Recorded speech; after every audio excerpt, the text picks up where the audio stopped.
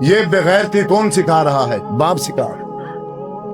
باپ خود لے کے جاتا ہے بیٹی کو بازار، اس نے پردہ کیا ہوا نہیں ہے، باپ خود نے ریلیف دے رکھا ہے، جو بھی رشتے دار آئے گھر کے اندر براہ راست آ جائے، کنڈی کھڑکانے کی ضرورت نہیں ہے، کوئی دروازے کو لاک نہیں ہے، جب جس کا دل چاہے آ جائے۔ اور گھر کے اندر جوان بیٹی ہے، کزن آ رہے گئے، مسیر آ رہے گئے، منیر آ رہے گئے، آ رہے گئے، جا رہے گئے، اور گھر کے اندر جوان بچی ہیں، کوئی پردہ نہیں اور کوئی ٹوک نہیں ہے، کوئی رکاوٹ نہیں ہے۔ ہمارا اسلام کہتا ہے، آپ صلی اللہ علیہ وسلم نے شاہ فرمایا، اگر خامد نے گھر آنا ہو، گھر والے نے اگر گھر آنا ہو تو وہ بغیر اجازت، بغیر دروازہ کھٹکھٹائے گھر کے اندر داخل نہیں ہو سکتا۔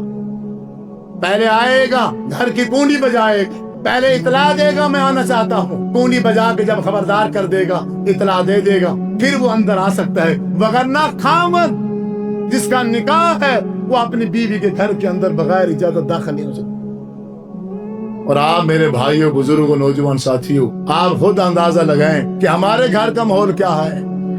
کوئی آ رہا ہے، کوئی جا رہا ہے، کبھی بھی ہم نے کسی کے سامنے کوئی روک ٹوک نہیں کی۔ پھر کیا ہو گیا؟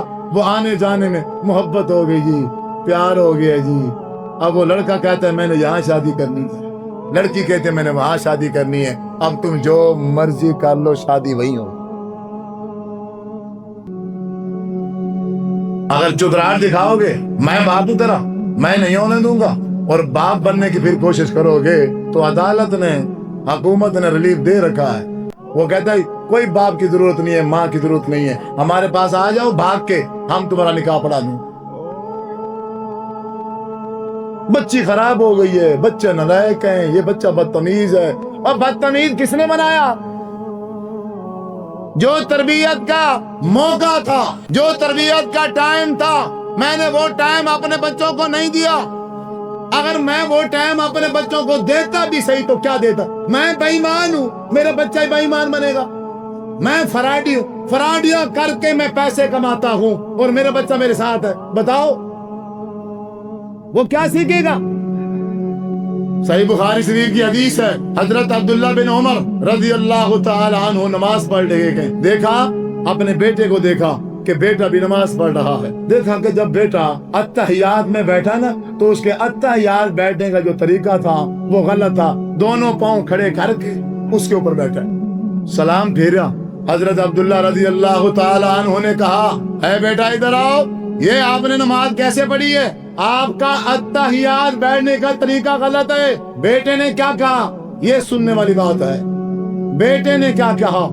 بیٹے نے کہا ابا جی میں اتحیات اس طریقے سے اس لیے بیٹھا تھا کیونکہ میں نے آپ کو اسی طرح اتحیات بیٹھے ہوئے دیکھا۔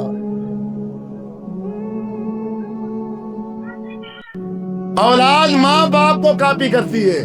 پھر حضرت عبداللہ بن عمر رضی اللہ تعالیٰ عنہ نے وضاحت کی، اے بیٹے میں اس طرح اس لیے بیٹھا تھا کہ میرے پاؤں میں تکلیف ہے، میں دوسری طرح سے بیٹھ نہیں سکتا، میں بامر مجبوری، باوجہ مجبوری، بیماری سے میں اس لیے بیٹھا تھا، ورنہ رسول اللہ صلی اللہ علیہ وسلم نے جو اتحیات میں بیٹھنے کا طریقہ سکھایا ہے وہ یہ نہیں ہے، وہ یہ ہے۔ تو عزیز بزرگ و نوجوان ساتھیوں، ہم جو کام بھی اپنے بچوں کے سامنے کریں گے وہ سمجھو ان بچوں کی تربیت ہو رہی ہے۔